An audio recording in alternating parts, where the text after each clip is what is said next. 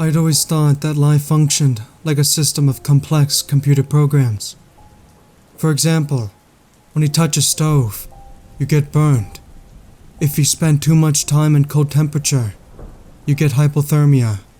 If you apply too much strain to a limb, it breaks. Every consequence is a resultant from a previous action, a simple conditional statement, if you will. Now, I can't confirm the existence or lack therefore in regards to a creator, a god, if you will. I obviously don't have that authority, but if one were to exist, it would make sense that this is just the way that we were programmed. How the reality that we see in front of us was meant to function, just a system of codes. But just like man-made programs, nothing's perfect, and with such a large and complicated one like life itself, even a god would have to make mistakes, right? I can pinpoint the exact moment where it all started happening. At that moment, I wasn't at a great spot in my life. No, I wasn't depressed or anything, just kind of disassociated with everything around me. My life had stagnated, to say the least. I had a feeling that my best years were behind me, and being a mere 32 years of age, that wasn't a good feeling. I'd gotten fired from my last job when I was 29. Luckily though, I'd gotten a new one nearly right after. Now it wasn't one I liked, but I suppose beggars can't be choosers. However, my office was only around a 10-minute walk from my studio apartment, so that was good.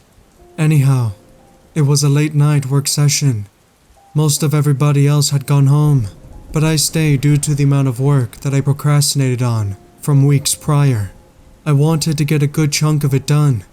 At one point, I got up in order to pour myself some coffee. As I walked into the kitchen, I noticed a door located in one of the corners. The thing is, I didn't think that I'd ever seen it before, but I also rarely went into the kitchen. I find small talk with my particular coworkers to be incredibly excruciating. I just assumed that I didn't pay enough attention to notice it. It was a rather large area after all. Out of sheer curiosity, I decided to see where it led.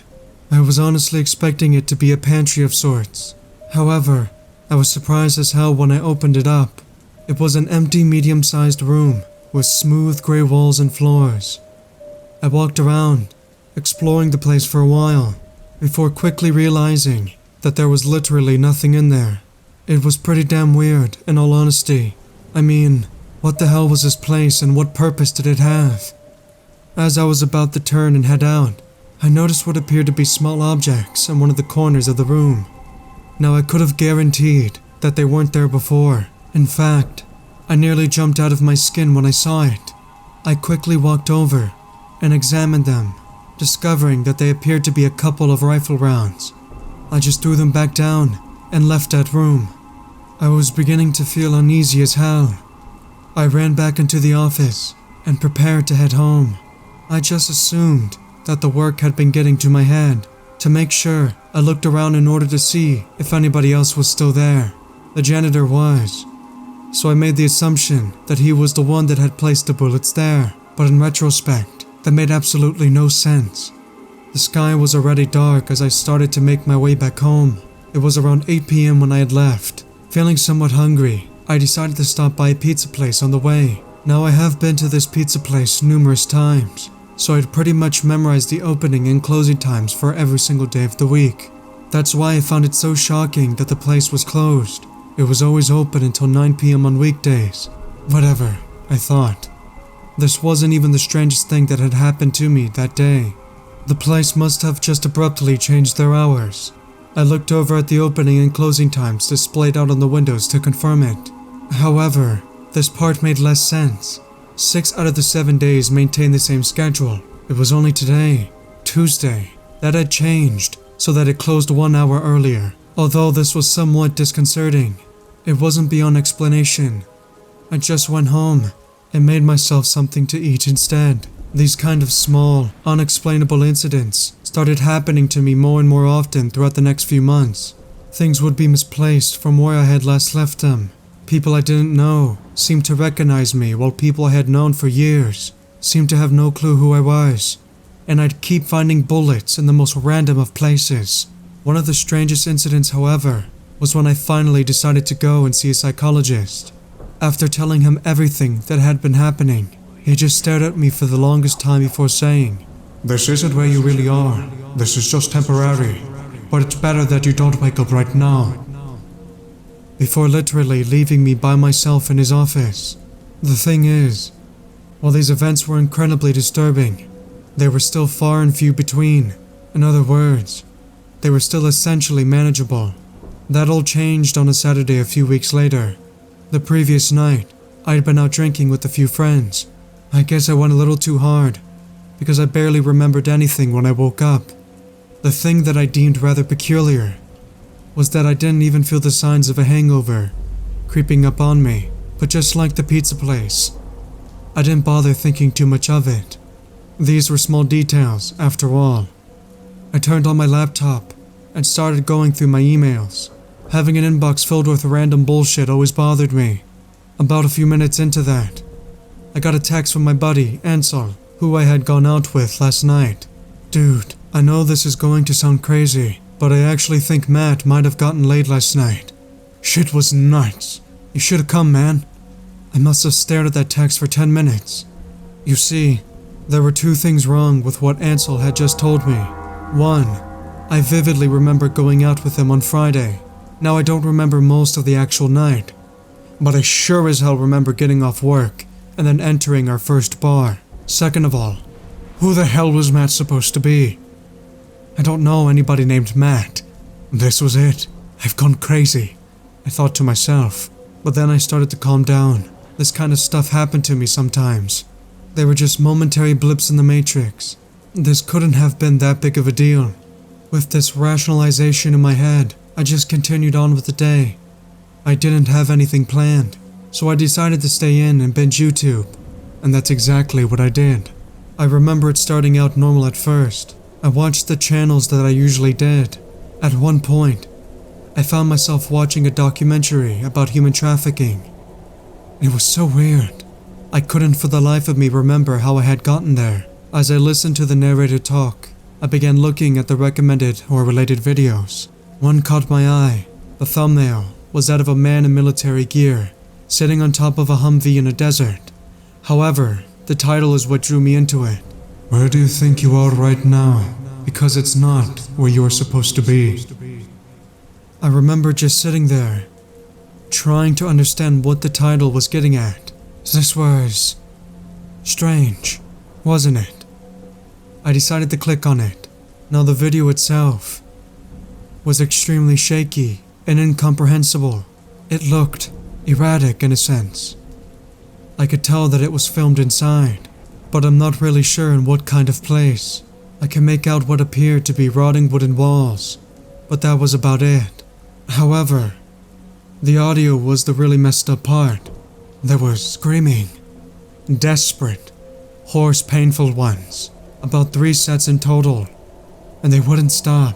That's when I noticed the duration of the video, 26,288 hours and 22 minutes. What the hell? Now I was pretty sure that wasn't possible because of YouTube's upload duration limits. I closed the video and then the laptop, and that was enough internet for today. I yawned and stretched my arms out. I felt so tired for some reason. That's when I checked the time. It was 11 p.m. I got out of my chair and opened my blinds. It was indeed dark outside. What the hell? I thought. I knew for sure that I had opened my laptop at around 1 p.m. There was no way in hell that it had been 10 hours. At that moment, I knew that something must have been very wrong here. But what? What the hell could have been happening to me? I checked my phone. 78 missed calls and texts. I looked through them. Most of them were from my mother. Some were from my friends. A few texts were even from Brandy, my ex-girlfriend around 3 years. "I really miss you," is what they say. Why the hell would she say that now? I tossed my phone and started pacing around my apartment. My head started pounding, but it just wasn't a headache. No. My left arm and ribs were also burning with this intense pain that I'd never felt before. I went to the bathroom, looking for something that could have helped. Eventually, I found some morphine. I felt sheer bliss as I injected it into my bloodstream. But then another troubling thought made its way into my head. Why the hell did I have morphine? I couldn't recall a situation that could have led me to having it in my possession. I walked out of the bathroom and started pacing again. This was just a nightmare. I tried telling myself, but why was this pain so vivid? I decided that I really needed to get some rest. I started heading towards my bed when I was jolted by the sounds of explosions coming from inside my bedroom. I flipped shit and ran the hell out of my apartment. I wandered around the streets for a while, not knowing what to do, not knowing where to go, and not even beginning to understand what in the actual hell was going on. Eventually, I came across what appeared to be a group of 4 men huddled together at a crosswalk. They all had their backs turned to me, so I couldn't make out any facial features, but I could also tell that they weren't moving at all. I don't know how to explain it, but the air started to feel hostile around me. It felt like I was heading right into danger. I started backing away, but not before the men turned around to look at me. But ironically enough, they had no faces to look at me with. Just smooth, empty skin where an expression should have been. In an instant, they began charging at me. I started running as I tried to evade what was surely a horrific fate behind me. I began to notice that my surroundings had drastically changed. I wasn't in the city that I had been living in the past 3 years anymore. Instead, I was somewhere both familiar and not at the same time. Like I'd been to the place before, but didn't quite remember where it was. It got to the point where I just couldn't keep running.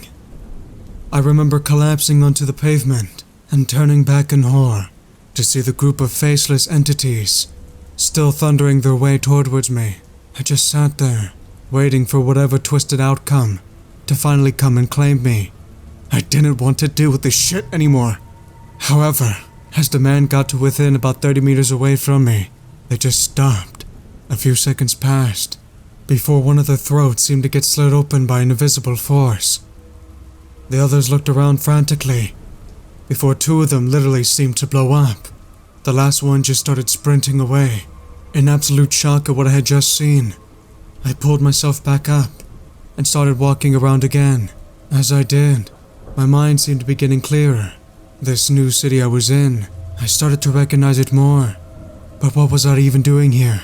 Eventually, my vision started to fade, but in the conventional sense. It was like the area around me was getting too bright. It got to the point where I could barely see anything.